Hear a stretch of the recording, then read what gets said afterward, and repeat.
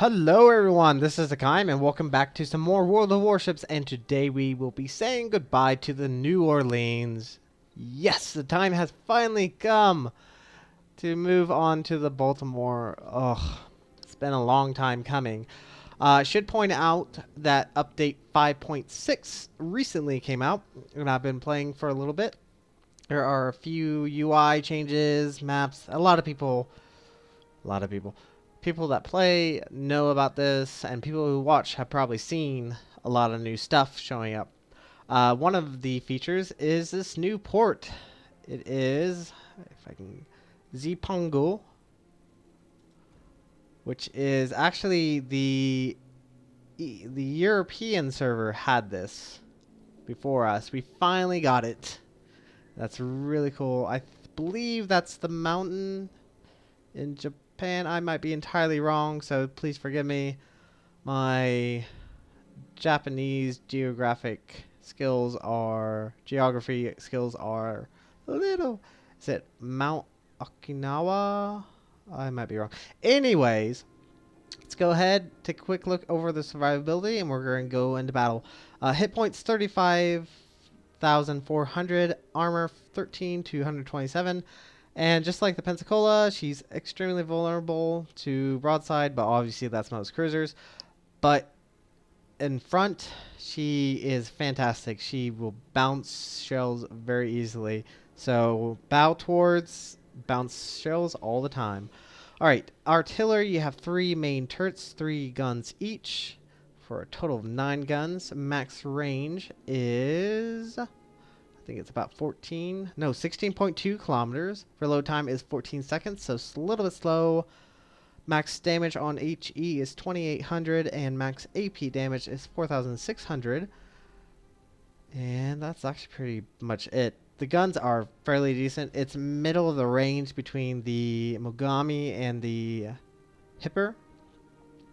Secondary guns. I'm just going with secondary guns. You have 8 127 millimeters with a range of 5.4 kilometers. AA defense is where she is beautiful. Now there was a lot of changes with AA guns on this patch. A lot of basic fake guns. A lot of, oh, what's the word I'm looking for? But guns that actually didn't fire, like per se the Turpits. And I will be right back. Alright, sorry about that cut. I just had a phone call, so I had to take that. As far as AA guns, just beautiful. So many guns. We have 9 20 millimeters of the Oerlikon Mark IV. We have 17 dual Oerlikons Mark 20s. We have 640 Bofors, and our secondary guns also work. So fantastic AA defense. Maneuverability is 32.5 knots. Turning circle radius is 660 meters. Rudder shift time is 5.5 seconds. Concealment is 10.8 kilometers. Detectability range by air is 6.7 kilometers. So fantastic detectability. Not as low as the Mogami can go, but still pretty good. Modules, upgrades. I went for the main battery modification 1. Increase gunfire control system modification 1. I'm still debating whether or not I want to keep that, but we'll see. Damage control system modification 1. Risk of fire and flood. Steering gear modification and concealment expert.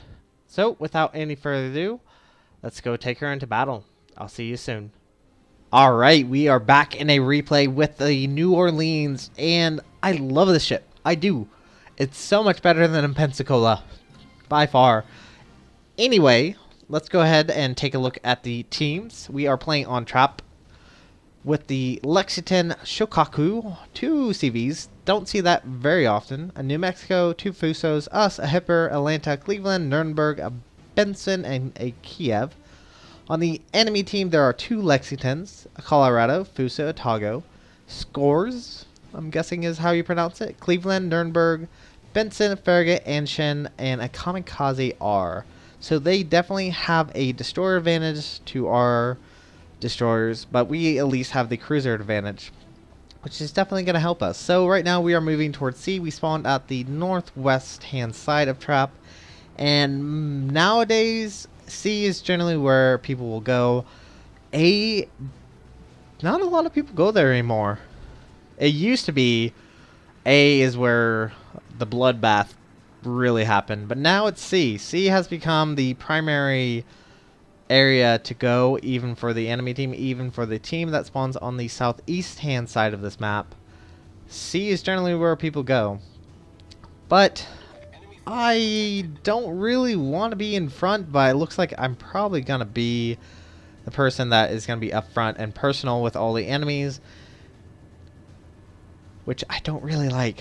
This is one thing I always tend to do. I tend to be a little bit more aggressive. I always tend to be a little bit out in front.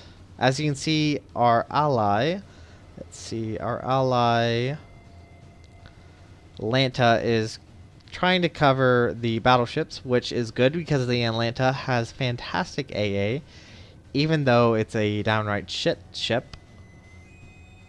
Still fantastic AA defense. So I'm moving on the north hand of this island because I definitely don't want to get shot by any very aggressive battleship captains. But we do see a Benson. Unfortunately, I can't fire at him until we're out from behind this island. And our ally, I think it's a Fabuki. No, it's a Kiev, is trying to focus him dead. And the Kiev is a fantastic little destroyer, annoying as hell, but fantastic when he's on your side. And I'm really looking forward to actually getting the Kiev sometime. So right now we are being detected by that Benson. I do need to be careful because the Benson has decent torpedo range. So I don't want to rush in and get torped. And we see a Togo and a Fuso went all the way on the east hand side of the islands. And this first salvo, I don't know what I was aiming at. I did switch to armor piercing. I want to get a Citadel, but I don't think that's going to happen. For some odd reason, my aim was off at the beginning of this map. As you can see, I didn't land a shot at all. And it looks like our ally Kiev is in a world of trouble, and the Atago did slow up. He has torpedoes and dive bombers inbound, and he's dead. Great! It's just what I want to see, so I keep my bow as neutral as possible. I don't want to get sit by that Fuso, and we are no longer detected. But now the Benson's firing at us. And I have the radar, which is beneficial because I have a 9-kilometer range. And now I see that Benson is just sitting there. Don't know what I expected. He should have realized that an American cruiser nowadays have radar. They have radar. And he's just still sitting there. Caught him on fire, knocked out his engine. Looks like he's not using his damage control, so it's probably still out. And radar has gone off, but if I try to keep my aim the same as it was and I don't change the altitude, the depression of the gun, I should be able to hit him. See if I'm fortunate. No, I'm not. But there he is. He is rushing us. I turned in because I don't want to get torped by him. And the Atlanta, I'm pretty certain it was Atlanta. Yep. Atlanta fired on him. Try to take a shot at this Nuremberg, but I think he's going to die to us. Pleasant surprise. So there is our very first kill of the game. And our team is doing really well. We've taken out 2 cruisers and 2 destroyers to our 1. And this is where it gets interesting. Now, if you notice the enemy team, there are 2 ships out east, 2 ships down south, and a destroyer at B. And we can see that the Lexington is hiding behind that island. Can you figure out what's going to happen? So the scores is going to confront us. He is making his way, but he's extremely low on health. He has, I think, only about 3,000 points of health. So that means if he shows us a nice broadside and I have armor piercing, I might be able to take care of him. Just maybe. So my target now is the Lexington. I don't see really any major opposition besides that scores.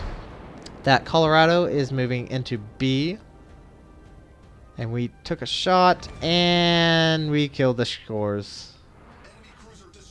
And missed most of his shells. We've taken very minor damage in this battle so far. And we've done really well. So now this Lexington should be motoring. I'm guessing he was just focused on his airplanes and he was just not paying attention. But he should be motoring away. He should start backing up, and just took him forever. So we have high explosive firing at him. Looks like he is backing up. He did launch his torpedo planes. But I'm an American cruiser, and I'm a New Orleans, and I have fantastic AA defense. Plus a unused defensive AA fire. Sorry, my mind went blank there. So, should be able to take care of these torpedo planes. And knock most of the squad down. Killed them all, actually. And they did just drop one torpedo. Should be able to easy to avoid. And I still don't think I've got a fire on this Lexington. Speak of the devil, there it is. And now comes the dive bombers. I really don't think they like me firing at this carrier. Got some splash damage, knocked off our turret just a little bit, nothing too extreme. Do switch fire to that other fighter group coming in, the other dive bomber group coming in, and we miss. They miss completely. But I don't think this Lexington's going to survive. He just launched his own squad of dive bombers, so we should be able to avoid. And we're so close that our secondaries are actually opening up.